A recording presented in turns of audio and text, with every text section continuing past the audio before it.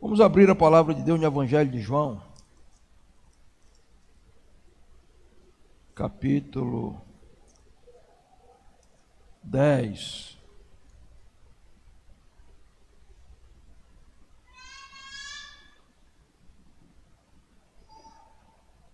Evangelho de João, capítulo 10, versículo 22. E em Jerusalém havia a festa da dedicação, ou a festa de Hanukkah. Dedicação é a palavra portuguesa, a palavra hebraica é Hanukkah. Festa chamada também pelo povo de Deus, festa das luzes. E era inverno porque era dezembro. Em Israel, dezembro é inverno, chuva e neve. Verso 23. E Jesus passeava no templo, em Jerusalém, é lógico, no alpendre de Salomão. Agora vamos ver Evangelho de João, voltando um pouquinho aqui, capítulo 8, verso 12.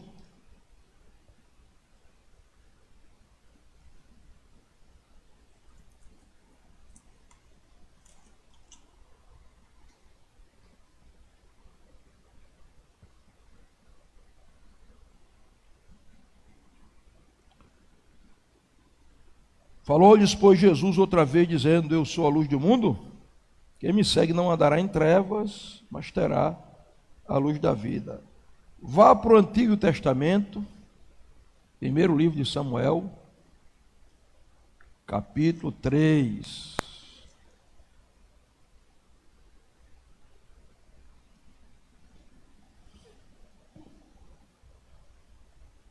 Nós vamos ler o versículo 1.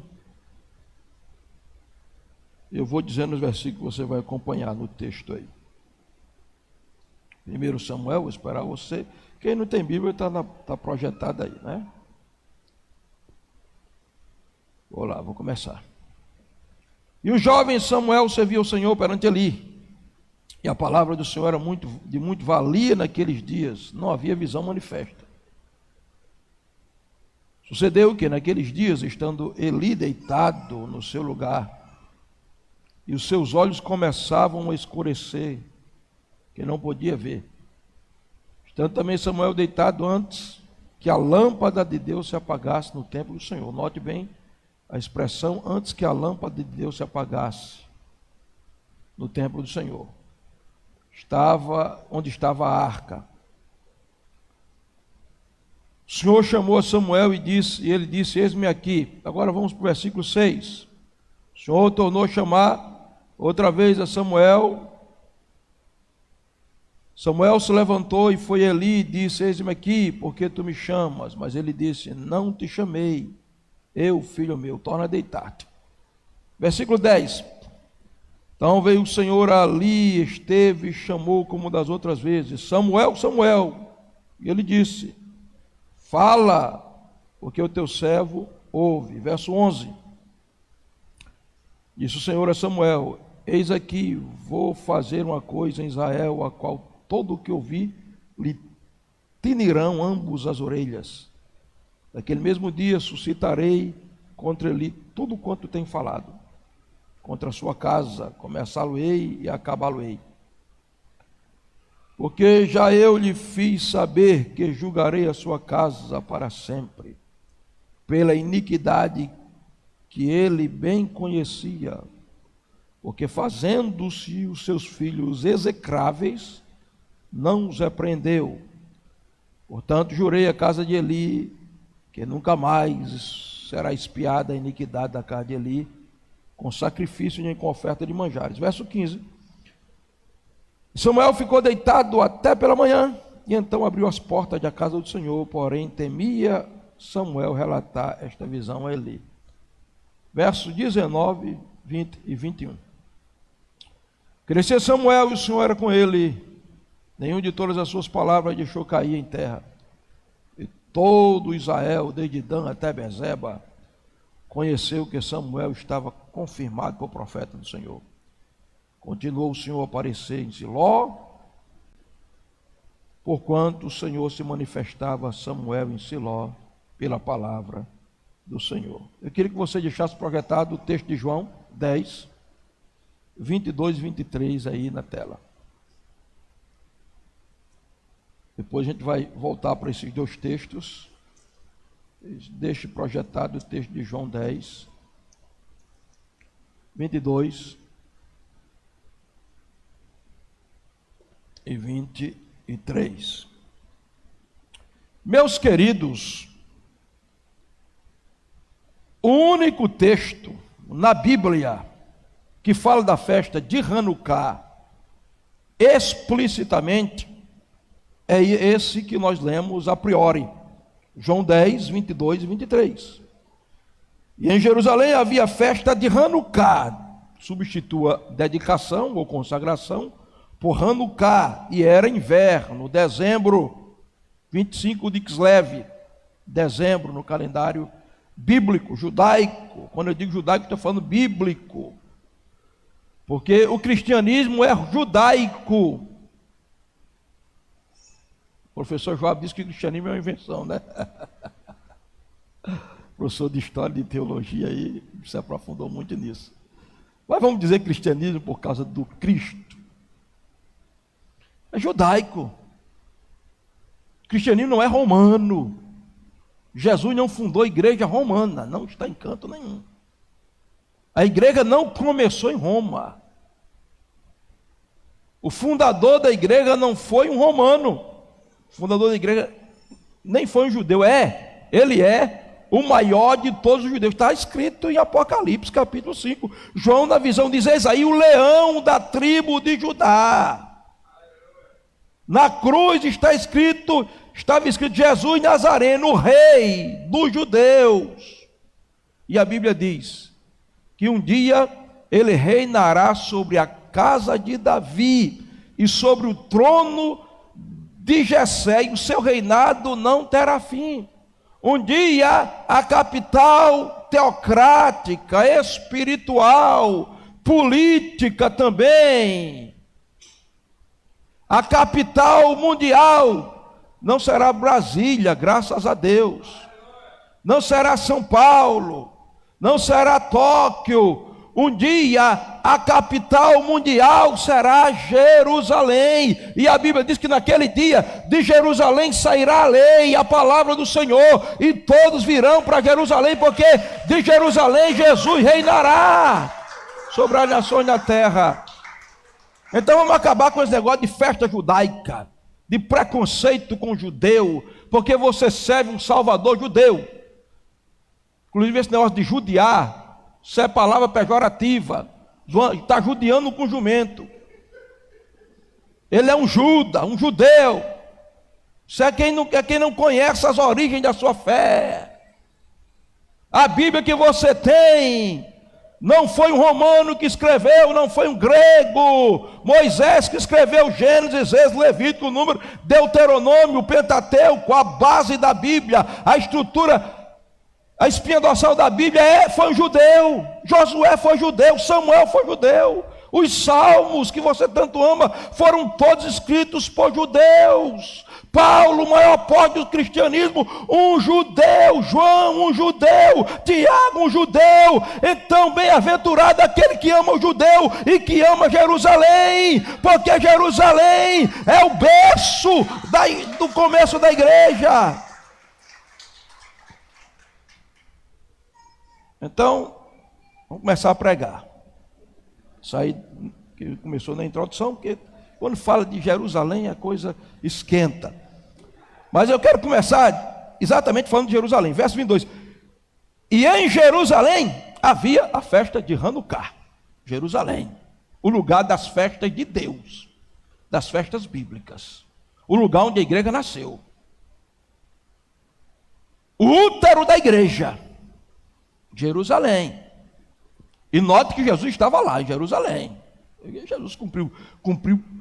Jesus celebrou todas as 8, vamos colocar aqui Hanukkah. Porque Hanukkah só aparece nesse texto, porque ela se dá no período da página branca entre Malaquias e Mateus, chamado período interbíblico, Foi um período de 400 anos de silêncio profético. Então você não vai encontrar no livro do Antigo Testamento, porque a festa acontece ali. Mas o acontecimento é histórico, é verídico, aconteceu e Jesus celebrou. Então, oitava. Jerusalém, o lugar das festas bíblicas. E essa igreja aqui, tem uma afinidade, uma paixão, um amor por Jerusalém, porque essa igreja nasceu com um comando. Eu conheci o pastor Orlando, e ele me contou, Orlando era seminarista, se preparando para ser padre, foi alcançado pelo ministério Palavra da Fé na televisão. Eu acompanho a Apóstola Valnice, sou discípulo dela desde 89, quando ela começou com a Palavra da Fé na Bandeirante. No tempo que não tinha Facebook, nem WhatsApp, nem YouTube. Era televisão, e eu ia assistir na casa da minha sogra, porque na minha igreja era proibido assistir televisão, então escapuli e assisti lá. Né? Isso depois que me casei. Antes, na casa do meu pai, a gente sempre quebrou o protocolo aí e assistia. E eu acompanho a Apóstola Valnice desde lá. E conheci Orlando. E Orlando foi alcançado pelo programa de televisão. Seminarista. E disse, não, vai vir isso. E aí, quando nasce em Segec, presta atenção. Seminarista. Digo, não, pastora missionária Valnice, pastora Valnice, eu vim porque eu abracei a fé e estava Orlando, mais a apóstola Raquel, mais 12 pessoas, São José dos Campos, onde a Segec nasceu. E disse, eu quero ser batizado. E a apóstola Valnice vai, e eu estou dizendo que eu conheci pessoalmente. Impõe as mãos sobre Orlando, e Orlando cai. Quando ele cai, ele sente o peso de uma medalha, os votos que ele tinha feito, aquela medalha ficando pesada. Ele vê azeite sendo derramado sobre o corpo dele, e ele vê ele saindo do corpo, e um anjo escoltando o corpo dele. E ele está aqui, e o corpo dele está lá embaixo, e o anjo com ele aqui. E ele escuta uma voz gritando, trava-se uma luta pela posse do corpo. E depois de tempo ele volta, conta a visão à apóstola Valnice, e a apóstola Valnice não entendeu a visão, ficou calada, foi orar a Deus. E quando ela está na cave de oração, lá em São José dos Campos de Atalá, tem o nome de todos os prefeitos das cidades, eles não sabem disso. Estão lá desde 94, se ora, essa igreja ora pelos prefeitos, pelos vereadores, pelos governadores, pelo governo, pelo presidente. A gente não ora pelas autoridades agora, porque orar pelas autoridades é mandamento bíblico. 1 Timóteo capítulo 2, está escrito, meus irmãos. Antes de tudo, se faça oração pelos reis, pelas autoridades, pelos que estão em iminência, e lá está lá. O prefeito daqui nem sabe, mas o nome dele está lá, talvez saiba agora. Está lá na cave de oração. Essa igreja fez 7 anos de jejum pelo Brasil, ininterrupto, sem parar, de 24 horas. 7 anos. Então, queridos, nós jejuamos foi 7 anos. É por isso que a gente tem os atos proféticos aí. E a gente, não é de hoje que eu digo que o Brasil é do Senhor Jesus, não. Embora digam que o Brasil é dos brasileiros, e é mesmo, os brasileiros são de Jesus mesmo, porque a Bíblia diz no Salmo 24, do Senhor é a terra e a sua plenitude, o mundo e aqueles que nele habitam. Eu creio no avivamento, na transformação dessa nação, que virá pelo joelho da igreja, pela oração da igreja. Eu tinha, era 20 anos de idade, estava na porta da minha casa, onde eu morava ali, onde foi o salão de Wanda. Eu morei ali, estava lá, o Brasil do Senhor Jesus. Eu disse, creio e continuarei crendo, não importa os prognósticos, essa nação viverá um avivamento. Nós veremos esse Brasil transformado pelo poder de Deus, por causa de Jesus e da igreja. Se tem alguém que crê nisso, aplauda e dê um glória. Pronto, vai tocando aqui que eu vou falando daqui. Então nós jejuamos foi 7 anos, por isso está ali o ato profético, trigo, mosto e azeite. Eu oro isso aqui, meu irmão, faz 30 anos que eu oro esse decreto. Não é um menino que de calça curta que começou agora, não. Mas Jerusalém. Então,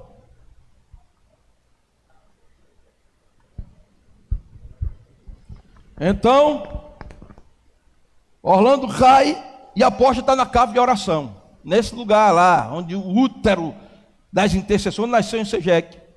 E o Espírito Santo diz, Valnice, o que aconteceu com Orlando é um sinal. O corpo de Orlando representa a igreja.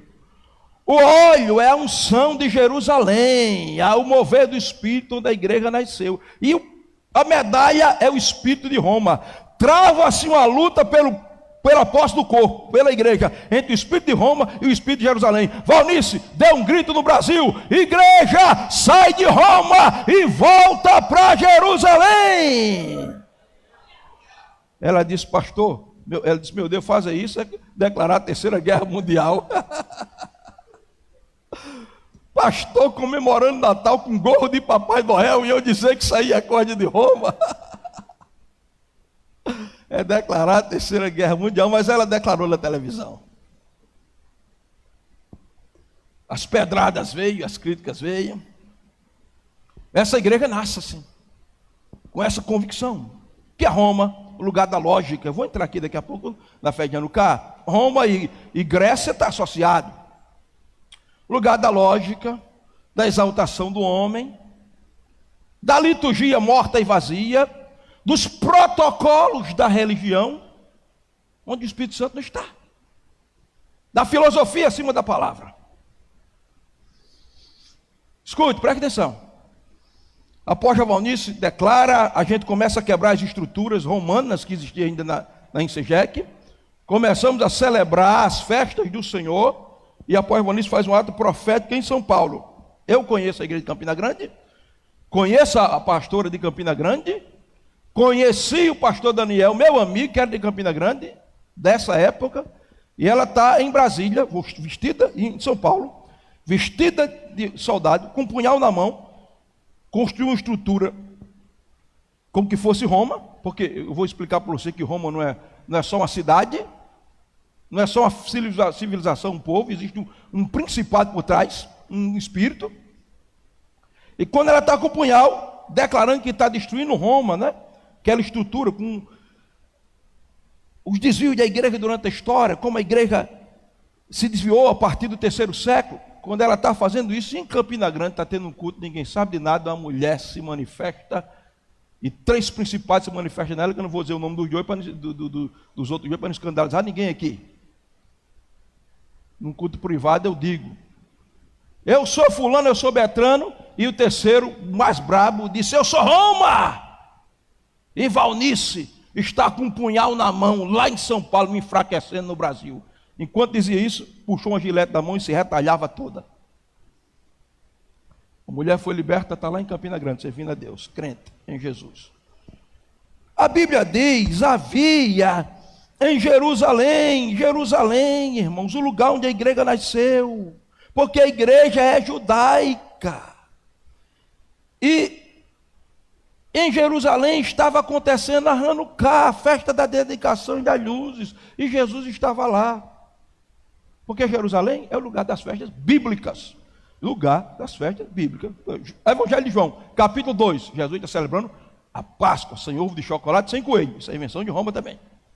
Capítulo 7, Jesus está celebrando tabernáculos. Capítulo 10 está aqui, Jesus celebrando Hanukkah. Essas são as festas bíblicas, mandamentos bíblicos. A igreja comemorou, Jesus comemorou e os apóstolos comemoraram. E Roma, pastor, é o lugar onde a igreja se desviou. Quando a igreja sai de Jerusalém, perde as características de igreja de Cristo. Os deuses gregos e romanos passam a receber o nome dos santos do Novo Testamento. O sincretismo, a feitiçaria, os cultos de mistério pagão entram dentro do pseudo-cristianismo. As datas são substituídas. Aí vem 25 de dezembro, hoje, onde todo judeu em Jerusalém está comemorando, 25 de Kislev está comemorando Hanukkah. Jesus comemorou. Mas vem aí, 300 anos depois, eu botei aí nos grupos, o professor aqui falou ontem, veja na Wikipédia, Natal é uma festa católica. Me perdoe a minha deselegância, você que é crente que gosta de comemorar, Eu não tenho nada com ela, eu tenho que ser sincero. Quem diz isso é a Wikipédia. Quem está aí? Então o que é que acontece? 25 de dezembro, nascimento do Deus Sol, Mitra. Isso já vem de Babilônia, Grécia, Roma vai incorporando. Vamos fazer uma associação aqui. A gente está cristianizando tudo mesmo, está transformando o cristianismo no paganismo, a gente está misturando cristianismo com paganismo. Vamos dizer que Mitra e Jesus é a mesma coisa. E Jesus não é o sol da justiça. Mitra e Jesus é uma coisa só. Então o que é que a gente faz? O que é que a gente faz? A gente associa, coloca a data 25 de dezembro e diz que ele nasceu. Mas ele nasceu coisa nenhuma, era impossível. É inverno, é dezembro, é Jerusalém. Os pastores estão num campo, Maria não vai com José viajar grávida 160 quilômetros de Nazaré para Belém. Mas a gente está vestindo uma roupagem. Agora, irmãos, não vou condenar os meus irmãos batistas tradicionais, presbiterianos que batizam crianças. Eu não batizo, a Bíblia não manda batizar. Não vou condenar meu irmão batista tradicional que diz que você não pode orar em língua e que Jesus não faz milagre. Eu não vou condená-los. De uma coisa eu sei, o que eles fazem é uma herança romana. Por que eles não batizam criança? Porque eles estão com o pé no... Nesse aspecto teológico, ainda tem um pé em Roma. Por que os irmãos batistas tradicionais dizem que você não pode orar em língua, não existe mais, os dons de Espírito, você sabe? É uma herança de Roma, eles não estão no inferno por causa disso. Agora, vou citar o nome da igreja aqui, falando bem dela, não se concebe eu ser da Assembleia de Deus e estar ensinando na escola dominical que os dons cessaram, que ninguém pode falar em língua. Eu estou indo contra a luz que eu recebi. Você entendeu? O que o senhor está dizendo, pastor? Eu estou dizendo que nessa igreja comemorar Natal, depois de explicar isso, é rebelião. Ninguém deu mais glória a Deus, ficou todo mundo calado.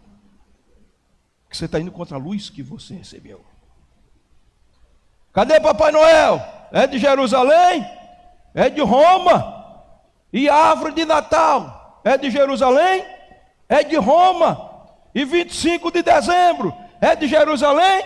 É de Roma. Finalmente nós somos de Jerusalém ou de Roma? Nós somos cristãos protestantes ou nós somos católicos? Pergunte a qualquer padre católico que ele vai explicar a festa dele. Não, ele vai dizer qualquer padre. Ele vai dizer 25 de dezembro, ele não nasceu, mas a gente transformou.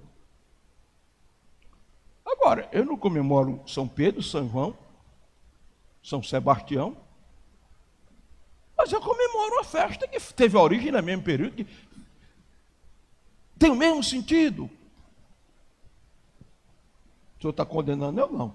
Eu estou dizendo que você não pode ir contra a luz que você recebeu. Isso é introdução para dizer que havia em Jerusalém, o lugar onde a igreja nasceu. Jerusalém. O que eu não consigo conceber, meus irmãos, porque eu prego assim, digo essas verdades, mas respeito, tem grandes pregadores tradicionais, eu respeito porque eu sei que, assim, não é se abrupto dizer, é ignorância, nesse aspecto teológico, é ignorância. Agora, o que eu não posso aceitar é o indivíduo botar uma árvore de Natal no púlpito da igreja dele, e o problema dele não tem nada a ver com isso. Botar um gorro de Papai Noel e chegar na igreja e dizer, o que, unha? E achar normal, e agora vem dizer, não, esses crentes aí, o Rodrigo perguntou a mim, pastor, nós somos uma igreja judaica? Eu digo, é claro, a igreja de Jesus é judaica, ela não é romana. Esses crentes aí estão judaizando a igreja, estamos judaizando porque a gente está celebrando Pentecostes, que Jesus celebrou, porque estamos celebrando Páscoa como Jesus celebrou, porque estamos celebrando Hanukkah como Jesus celebrou. Ô irmão, se isso é judaizar, eu prefiro judaizar a igreja do que romanizar a igreja. Eu prefiro fazer aquilo que Jesus faz do que ser um idólatra celebrando festas que não tem nada a ver com Cristo. Mas o meu tema é festa de Hanukkah, né? Hanukkah, Pastor, o pregador Filipe já pregou com muita propriedade no primeiro dia aqui. E Hanukkah fala primeiro da vitória do menor quanto maior. Futura pastora Monara também aqui deu um show ontem mostrando que Hanukkah fala da purificação do templo. Quando você pensa em Hanukkah, você tem que lembrar de um indivíduo chamado Antíoco IV Epifânes, que o nome dele, antes de ser Antíoco IV Epifânes, era Mitrates. Mitrates, uma homenagem a Mitra, o deus Sol, que nasce em 25 de dezembro, aniversário do nascimento dele. Mas ele assume o governo, porque 400 anos antes de Cristo, Alexandre o Grande conquista o mundo. O grande imperador Alexandre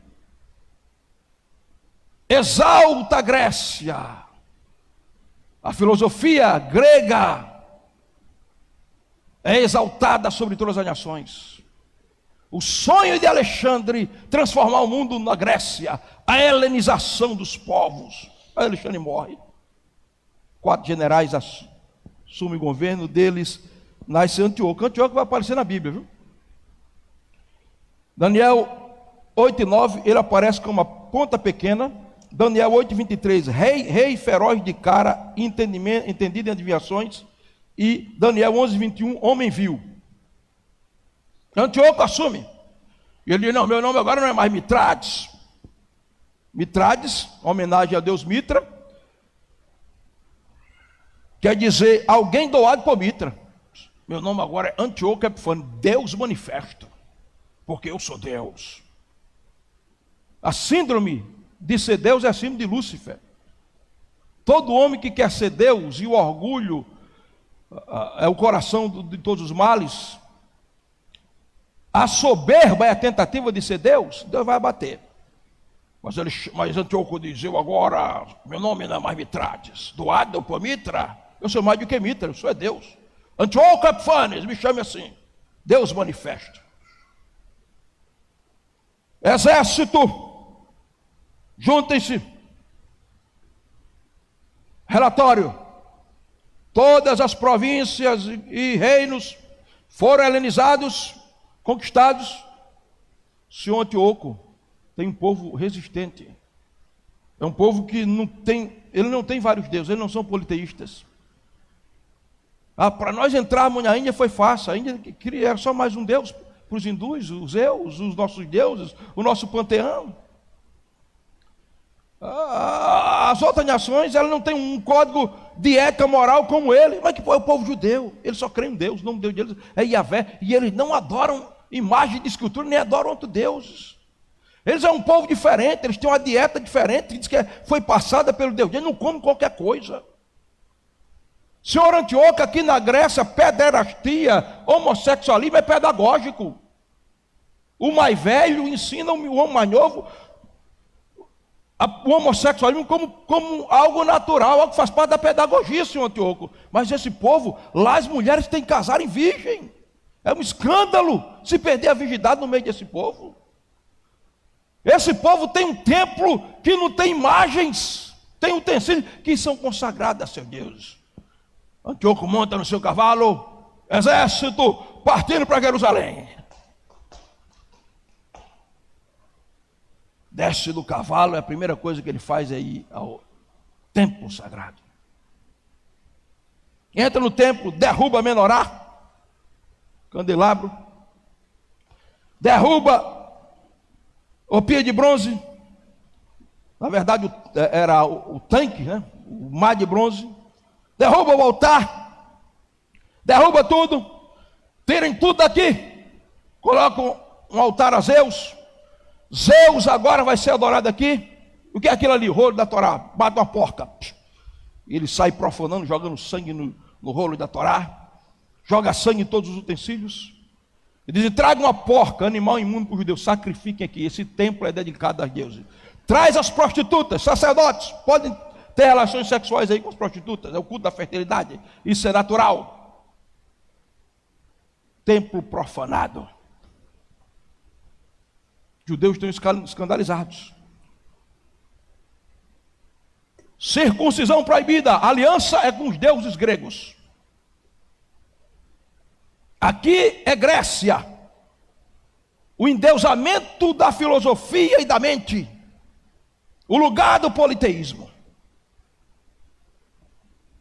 E aí, profana o templo, e diz: e aí, tem mais alguma vila?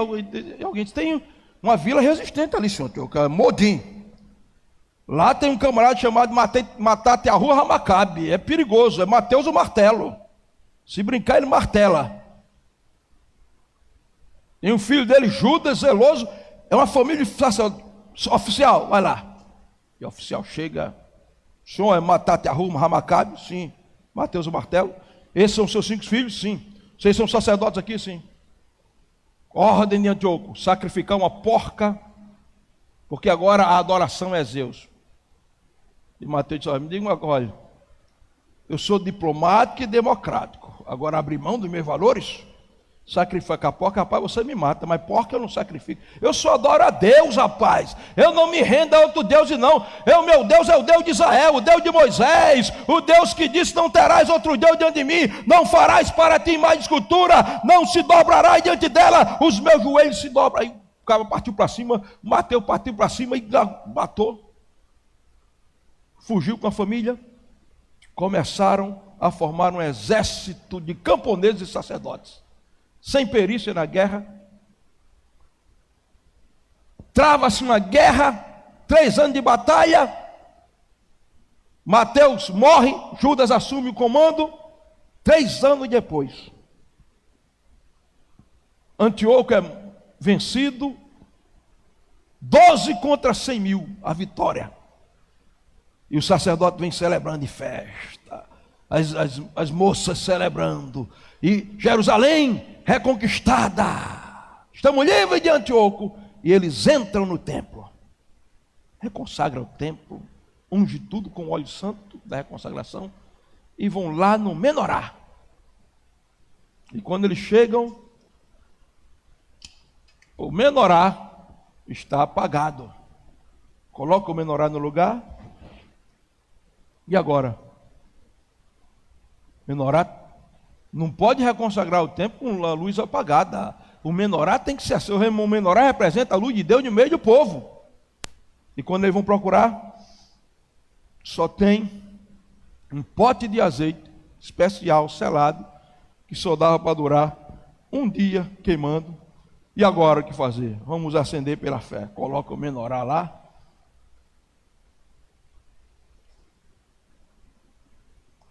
Acende.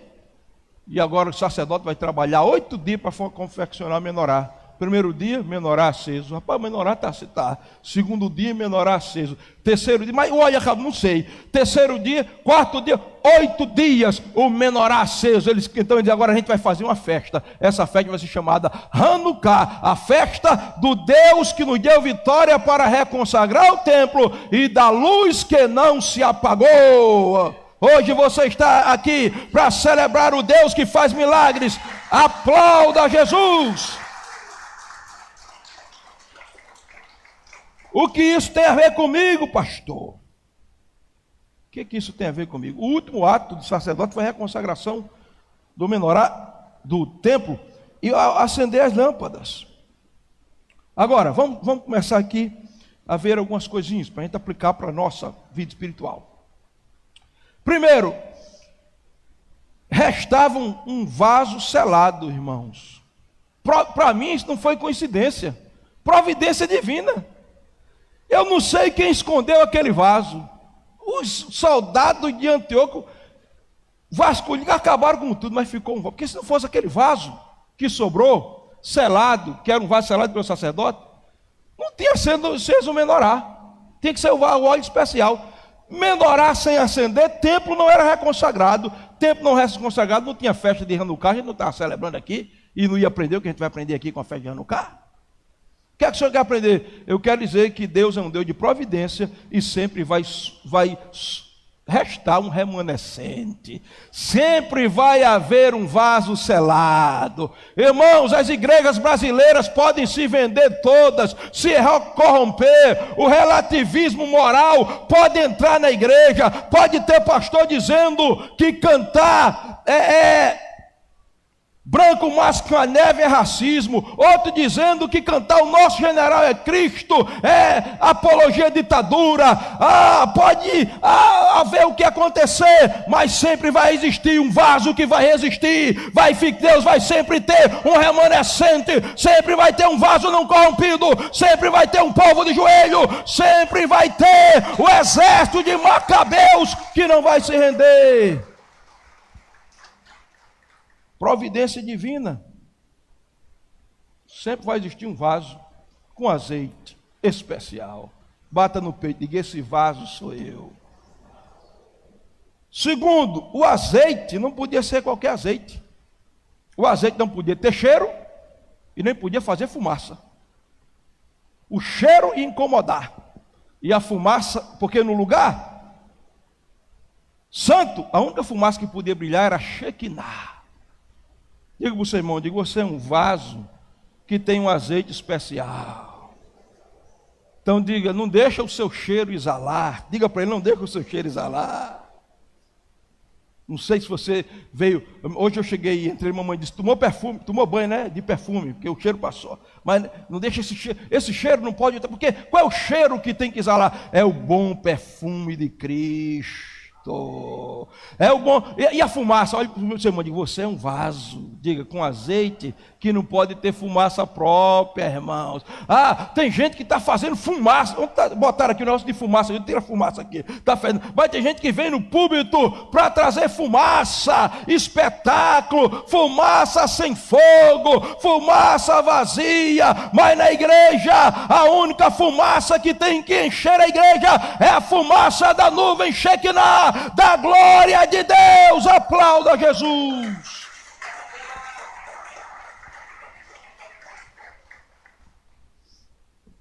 Botando o slide. O milagre da luz aí. Bota o slide. Eu não estava nem olhando para o slide. Bota não. Milagre da luz. Ponto. Milagre da luz. Já estava um azeite. Outra coisa, queridos. A chama que acendia o menorá, depois de aceso, não podia ser apagado de jeito nenhum. Menorá não se apagava, era 24 horas. Quando está se apagando, reabastecia, que ele tem que queimar a noite e o dia. Não podia, porque sem o menorá, o lugar santo não está escuro. O sacerdote não pode entrar para trocar os pães, para limpar. A única luz que tinha que brilhar era a luz do menorá. Depois de aceso, tinha que ficar lá. O fogo do menorá era chamada Netamid, a chama eterna, ou seja, que não podia se apagar. E a gente vai para o tópico 2. Porque o que é que o milagre da luz fala? Porque a gente já falou da vitória e da purificação do templo. Vamos para o milagre da luz. E o que o milagre da luz fala, pastor? Esse milagre representa o quê? Porque eu quero saber o que tem a ver comigo. Esse milagre representa Cristo.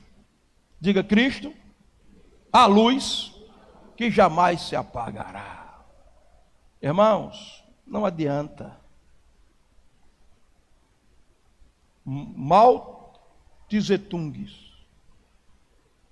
ditador chinês, implantou o comunismo vermelho na China, matou milhares de cristãos, disse que ia acabar com a igreja, porque você sabe que o comunismo e o socialismo são ateus, são filosofias ateístas. Eles não creem em Deus. Vamos acabar com a igreja, vamos apagar a luz. Mas ele não sabia que dentro do crente tem a chama eterna, Neititamide, chamado Jesus de Nazaré. Sabe o que acontece? China comunista, onde o pastor, em algumas igrejas, o pastor tem que mostrar o que ele vai pregar para o governo. O governo tem que ler o sermão do pastor para ver se não fala alguma coisa. Sabe o que acontece na China comunista?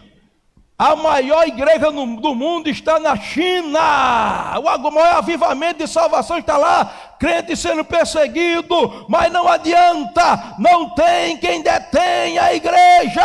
A luz é Jesus, se acendeu e não se apagará. Não tem Antíoco Epifânio, não tem César, não tem Nero, não tem ditador, não tem homem, não tem inferno, não tem principado, não tem potestade. Cristo é a luz que continuará brilhando. Aplauda e glorifique se você é crente.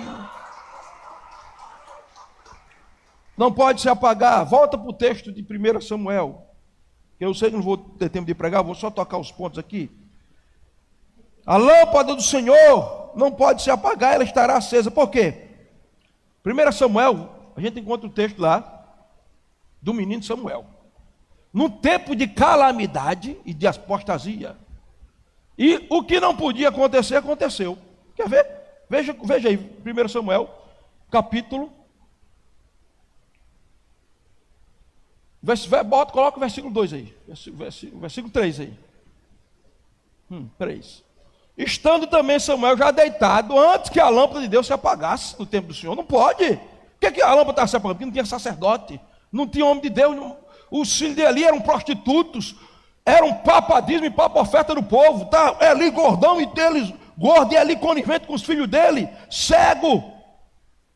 Eles estavam roubando o povo e se prostituindo. E a lâmpada apagada, só tinha o menino Samuel. E o texto diz: estando Samuel deitado antes que a lâmpada de Deus se apagasse do templo do Senhor, o que não podia acontecer. Então aí o seu irmão diz: a lâmpada não pode se apagar. E ela não se apagará, a lâmpada vai estar acesa. Então, em primeiro lugar, enquanto a lâmpada do Senhor estiver acesa, seremos servos. Veja o versículo 1, o que diz aí. Verso 1. Estando Samuel, verso 1. O jovem Samuel servia ao Senhor. Diga, servia. Diga, servia. Menorá, Neide Tamide, chama eterna, Cristo brilhando, quer dizer, igreja de servos. A lâmpada do Senhor acesa, igreja de servos. A gente está aqui para entender que a festa de Hanukkah é a festa onde Cristo vai brilhar. E Cristo vai brilhar para nós entendermos que nós não estamos aqui, não somos senhores de nada, de ninguém. O pastor não é dono da igreja, a igreja não é dono do pastor. Porque tem pastor que pensa que a igreja é dele. Ele quer obrigar os irmãos. Você tem que fazer, você tem que... Eu não pago salário para você. Agora tem igreja que pensa que o pastor é empregado dele. Ô pastor, vem orar pelo meu gato aqui, que ele está... Se não vier, já sabe. Aqui ninguém manda ninguém. Aqui não tem senhores. O Senhor aqui, o nome dele é Jesus de Nazaré, o Rei dos Reis e o Senhor dos Senhores, porque aqui somos todos servos uns dos outros, servindo ao grande Deus, pois a lâmpada está acesa. Agora, enquanto a lâmpada do Senhor estiver acesa, nós seremos mentoreados, irmão. Olha, o que é que diz o versículo 1? Aí. O jovem Samuel serviu o Senhor perante ali. O mentor dele. Agora o mentor aprumado, gordo, cego e conivente com o pecado dos filhos. Mas não está escrito em nenhum lugar que Samuel se rebelou contra Eli. Eu vou dar um escanteio nele, vou começar a fazer aqui proselitismo. Não. O texto diz que ele estava mentoreado. Irmãos, quem tem Cristo como luz do mundo e lâmpada do Senhor na sua vida, entende que precisa ser discipulado. Nós precisamos de mentores. Ninguém é dono do saber. Todo mundo precisa aprender uns com os outros. Eu aprendo até com Gael, meu neto de 1 ano. Eu aprendo com meus pastores. Aprendo com eles. Eu tenho pastores e meu pastor tem pastor. E a minha pastora tem pastor. Não, meu pastor é Jesus. O teu pastor é Jesus? Diz que você tem que ter pastores. Mas aí não tem tempo para explorar. Terceiro lugar, enquanto a lâmpada do Senhor estiver acesa, valorizaremos a palavra. Verso 1. O jovem Samuel servia ao Senhor perante ali. A palavra do Senhor era de muita valia naqueles dias. Não havia visão manifesta. Só tinha o que tinha a palavra, Samuel. Porque Samuel estava acostumado a ir lá no lugar santo e ver o menorá aceso. Irmão, nós estamos vivendo no tempo em que A palavra, onde é que está a palavra? O que fizeram com a palavra? Nós vamos para os cultos aí, tem tanta coisa. Eu fui assistir um culto com o pastor Joabe, e o pastor pregando que Jesus não tinha umbigo. O pastor Joabe ficou doido, queria se levantar e ir embora. Era um grande pastor, gente falando abobrinha, dizendo que Jesus é Genésio. E onde é que está a palavra? Que salva a igreja é a palavra. Quando a lâmpada de Deus está acesa, o menorá, ele ficava nessa posição e jogava a luz para a mesa dos pães da proposição. Pães da proposição fala da palavra de Deus. Enquanto a lâmpada do Senhor estiver acesa, nós valorizaremos a palavra mais do que o Facebook, mais do que o YouTube, mais do que o TikTok, mais do que o Instagram, mais do que a Netflix, mais do que novela, mais do que tudo. A palavra será a prioridade da igreja, o centro do culto. A palavra será a prioridade das nossas vidas.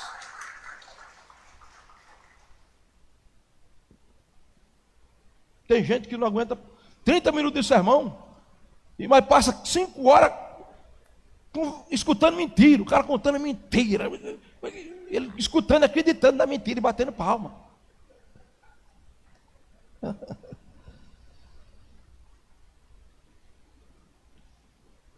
Quinto lugar, enquanto a lâmpada do Senhor. Quarto lugar, enquanto a lâmpada do Senhor estiver acesa, ouviremos o chamado. Verso 4. O que diz aí, verso 4? Chamou o Senhor Samuel e ele disse: eis-me aqui. Olha para o seu irmão, você está ouvindo o chamado de Deus? Quem sabe Deus está chamando você para ser pastor, para ser apóstolo, para ser profeta, para ser evangelista. Mas quem sabe Ele está te chamando para ser um líder de célula. Não tem coisa mais simples do que ser um líder de célula. Juntar mais 2 irmãos na igreja, começar a orar, pôr mais 3, convidar. Nós fizemos uma campanha aqui, vamos, né? Primeira leva, depois a gente vai ter os outros irmãos, todo mundo vai entrar. A gente vai, primeira semana de janeiro, aqui, homens à mesa, mulheres à mesa. Segunda, jovens à mesa. Terceira, homens à mesa. Coisa mais simples, você chegar, convidar 3 pessoas ou mais para trazer um lanche aqui e ouvir a palavra de Deus. Você não precisa ser pastor, apóstolo, não precisa estar escutando os problemas cabulosos que o pastor escutam e que você não sabe, que não vai saber, que eu não vou dizer, e resolvendo situação, e tanto problema, não precisa disso não. Mas você tem um chamado, porque esse é o meu chamado e o dela. A gente faz isso com alegria, com naturalidade. Eu já aprendi que é o meu chamado, mas você tem um chamado para ganhar uma alma para Jesus, pelo menos uma vez, uma alma por ano. Isso não é difícil. Então, se a lâmpada está acesa, nós escutaremos o Senhor chamando, e Ele está chamando, e quando Ele chamar, nós devemos dizer: Senhor, eis-me aqui, envia-me a mim. Aplauda a Jesus. Eu vou passar, não vou citar, são 10 pontos aí no texto de 1 Samuel, eu não tenho tempo mais. Vamos para o terceiro tópico, que eu vou começar a terminar a mensagem. Vamos lá. Nós estamos na festa de Hanukkah, que é a festa das luzes. E a Hanukkah é um tipo de Cristo no templo ou no tabernáculo. Porque foi Jesus quem disse, no contexto da própria festa de Hanukkah. Ele disse: eu sou a luz do mundo. Quem me segue não entrará em trevas, pelo contrário, terá a luz da vida. Então Cristo é a grande menorá que nos acende. Porque na festa de Hanukkah, o judeu hoje, nas sinagogas, aqui, isso aqui é uma menorá. A menorá de Hanukkah é diferente, é chamada Hanukia. Ela tem 8 braços e um no meio, chamada Shamash, que é a ceva. Então, como eles comemoram por 8 dias, no primeiro dia eles pegam a Shamash, a ceva, e acendem a primeira vela do primeiro dia. No segundo dia pega a Shamash, acende a terceira, na segunda, no terceiro dia a terceira, a quarta, a quinta, até o 8º dia. No 8º dia a luz está acesa. Uma que acende as outras. Cristo é a grande menorá, ou seja, a grande luz de Deus que nos acende, irmão. Quem disse foi João. João, onde é que tu está? Onde é que tu está? Pai, estou na ilha de Patmos. Fazendo o quê? Eu estou tendo visão de Deus. E o que é que está vendo? Eu estou vendo 7 candeeiros de ouro. E eles estão acesos Não, eles estão apagados. Mas o que é que você está vendo? Eu estou vendo no meio dos 7 candeeiros de ouro, um que tem os pés como latão reluzente, as suas vestes são brancas, falando da sua santidade. No seu peito está um cinto de ouro, porque ele é sacerdote eternamente, segundo a ordem de Melquisedeque. Seu cabelo é branco como a neve, porque de eternidade a eternidade ele é Deus. Mas os olhos dele são como chama de fogo. E o que é que ele, olha para cá, e o que é que ele está fazendo com esses olhos? Ele está olhando para esses candeeiros aí, e quando ele olha, ele vai acendendo todos esses candeeiros. Cristo é a chamaste, a luz do meio, a luz que é servo e nos acende. Um dia estávamos apagados na escuridão, no engano, nas trevas, sem vida, sem expressão, sem fé, fidelidade, felicidade verdadeira, mas ele nos acendeu. Hoje há um brilho no nosso olhar, o brilho da salvação. Ele acendeu a chama da alegria verdadeira, da vida eterna no nosso coração.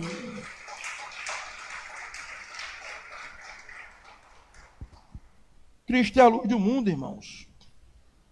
Foi ele quem disse: eu sou a luz do mundo. E João capítulo 1, 4, 5 e 9, João diz: nele estava a luz.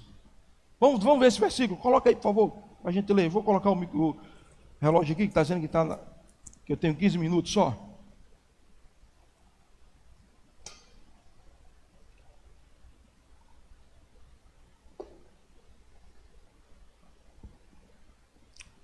Veja o que é que diz o versículo 4. Nele estava a vida, e a vida era a luz dos homens. Cristo tinha a vida de Deus, e a vida de Deus era a luz de Deus, e essa luz traz vida, que é a luz para os homens. Continua o versículo aí. E a luz resplandece nas trevas, e as trevas não compreendem. Cristo, a luz de Deus, a menorá de Deus brilhando no meio dos homens, e os homens sem compreender, porque não queriam abrir os olhos para ver a luz. Verso 9, o que diz? Ali estava a luz verdadeira que alumia todo homem que vem ao mundo. A luz que alumia, ele é a menorá que nos acende. E nós fomos acesos para brilhar. Diga para o seu irmão: como é que você está? Você está apagado? Você está aceso? Olhe para ele, dê um sorriso e diga: brilhe, meu irmão, porque a luz já foi acesa dentro do seu coração. Olha, presta atenção, estou terminando. Lá vem Jesus, Pedro desse lado, Tiago aqui, Mateus mais aqui, os 12, Tomé, duvidoso, Judas, pensando quanto ia sair de oferta para o culto. E lá vem Jesus, andando, era um dia de sábado, Shabat. Lá vai Jesus, na rua de Jerusalém. Está lá o ceguinho, sentado, uma lamparina apagada, não via nada, escuridão, menorá apagada. Era uma lamparina sem luz, nas trevas. Tristeza, depressão, trevas, desprezo, preconceito, rejeição, autocomiseração, ruína financeira, dependência dos outros, deficiência. Está lá Jesus, está lá o cego. Lá vem Jesus. Os discípulos, que eram para ser lamparina acesa, menorá acesa, parece que estavam com treva na mente ainda. Não sei se foi Tiago que passou e disse: mestre, quem pecou? Esse camarada aí ou seus pais, para que nascer cego? O que vocês estão perguntando? Quem pecou, ele ou seus pais? Como é que ele pode ter pecado antes de ter nascido, rapaz? Isso aí é cultura de Antioquia Epifânio, isso é helenização. Isso é conceito grego. Pré-existencialismo. Vocês são espíritas ou vocês acreditam em mim? Me desculpa, mestre. Nem pecou ele, nem seus pais. Isso aí foi para que se manifestasse a glória de Deus. Escutem vocês, prestem atenção, discípulos. Trabalhar enquanto é dia, a noite vem quando ninguém pode trabalhar. Enquanto eu estou no mundo, eu sou a luz do mundo. Como é que sou a luz do mundo? Vou mostrar a você que eu sou a luz do mundo, fazendo milagres e fazendo a glória minha brilhar e acendendo o menorá aceso. Traz o cego aqui. Aí lá vem, lá vem, lá vem. Lá vem. Onde é que ele está? Essa direção aqui. Olha as coisas esquisitas que Jesus fazia, porque a mente de Deus não é como a mente do homem. Paulo disse, a sabedoria de Deus é loucura para o homem, a loucura do homem é o inverso. A sabedoria de Deus é loucura para o homem, a sabedoria do homem é loucura para Deus. Traz ele aqui. O que você vai fazer, Jesus? O que o senhor está fazendo, Jesus? Isso não seria antigênico? Fica quieto, rapaz. Lodo. A luz do Gênesis que pegou o homem do pó e trabalhou. Abre os olhos dele aqui. E o cego, o que ele vai fazer comigo? Tá. Meu irmão deve ter doído demais. Agora o cego está lá. Vai lá no tanque de Siloé, lava-te.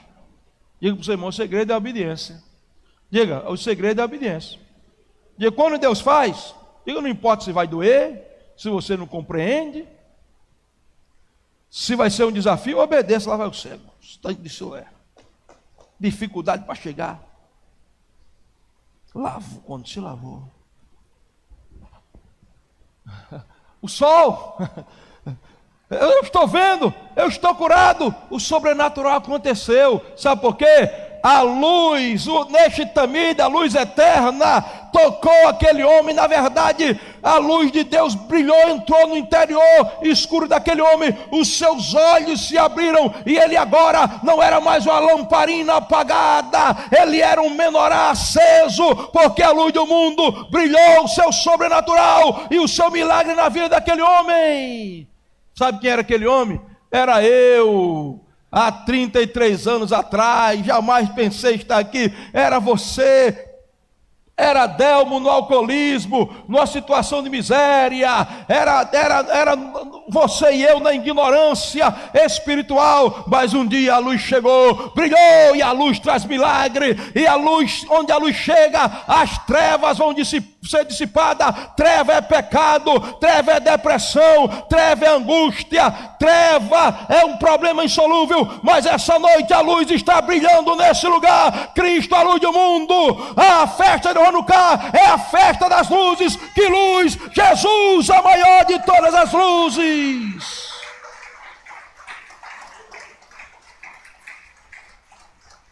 Escute, essa festa não é festa da luz, não foi o milagre da luz. Pois presta atenção, você que já ouviu, vou ouvir de novo.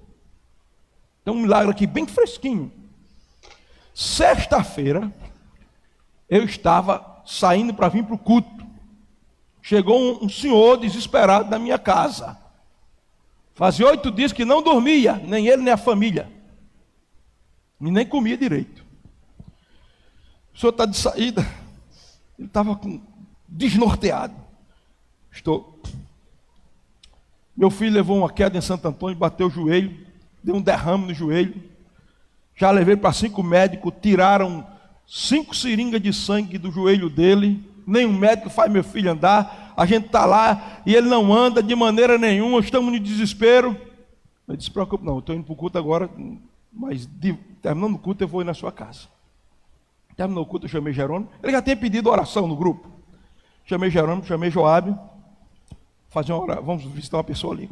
Contei o fato, cheguei lá na porta, conversei com o pai. O pai relatou, disse, vamos deixar ele bem tranquilo, mas vamos entrar aqui.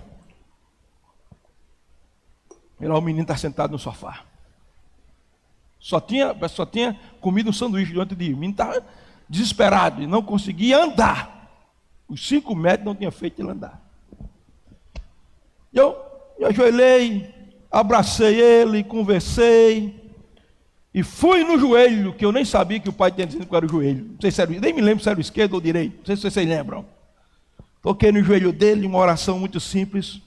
Orei por aquele menino, abracei, disse, agora diga, Jesus, aplica o teu sangue no meu joelho. Irmão, a família estava em treva de desespero, treva de angústia. Mas naquele dia, Na verdade, foi ontem isso aí, foi ontem, foi sexta-feira. Na sexta-feira a luz começou a brilhar. Irmãos, eu peguei, toquei no joelho dele, orei e disse: meu filho, vem cá, me dê, irmão, se levanta aqui, vamos andar comigo. E o menino se levantou e começou a andar comigo. Eu disse: vamos na calçada. O menino foi na calçada. Eu disse: vamos na cozinha, buscar água. Está aqui os pastores que estavam comigo. E o menino andou. Ontem eu passei lá, mas o pastor Joabe, e o menino está curado para a glória de Deus, porque a luz do mundo continua fazendo milagres. Eu profetizo esse milagre na tua vida. Você é luz. Tem muitas trevas na nossa cidade. Nós não podemos aceitar mais jovens morrendo prematuramente, as drogas se alastrando nessa cidade. Alguém já disse: se não houver uma providência, somos um caminho sem volta. Eu sei que ninguém vai tomar providência, porque não há possibilidade de se tomar, humanamente falando, porque o problema é espiritual, mas há uma providência sim, a providência do céu. Nós estamos celebrando a festa das luzes, e nós somos a luz do mundo. Jesus disse: nós vamos brilhar nessas trevas, elas vão ser dissipadas, e a luz vai brilhar na cidade de Espírito Santo. Se tem algum crente, aplauda e glorifique. Fique de pé. Diga: feche as luzes. É a luz do milagre de Deus. Pode deixar você.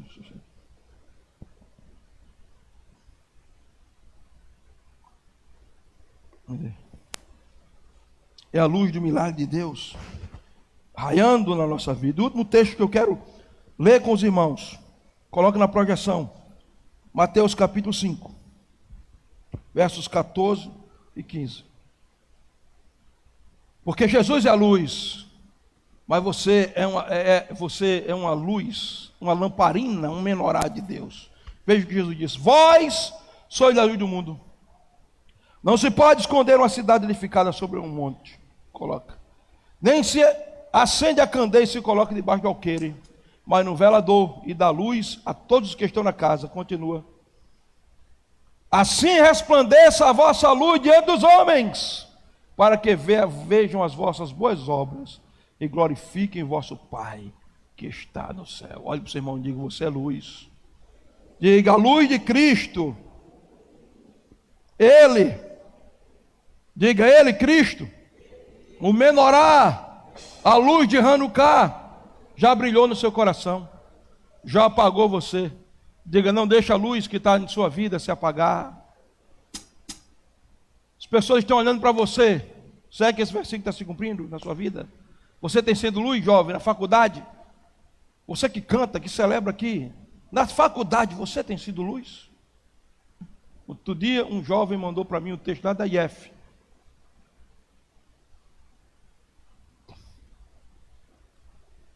Sendo criticado por causa da fé dele. Ele disse: pastor, eu entro com a Bíblia assim, e eles ficam olhando para mim de olho arregalado. Aí mandou um vídeo para mim, um áudio para mim, a professora dizendo: olha, vocês agora vão começar a estudar Karl Marx, desapeguem-se de todos os seus valores e crenças. Ele disse: vou desapegar jamais, pastor. Eu digo: muito bem, meu filho, você é luz, brilho no meio das trevas. Nós vamos ver uma geração de jovens incendiados que vão para o IF, para a IF, e não vão se desviar, mas vão ser luz no meio das trevas, brilhando ali, dando testemunho de vida. Minha filha, quando era da faculdade, que dizia que namorava era virgem, era um escândalo. Mas mulher, você sou, graças a Deus, casou virgem, e para a glória de Deus, segui o exemplo do pai e da mãe. Eu não quero saber os padrões desse mundo. Esse mundo está podre, está destruído. Nós somos a luz do mundo, nós vamos fazer o diferencial, nós vamos brilhar nessa geração perversa e corrompida. A luz de Cristo brilhará na nossa vida.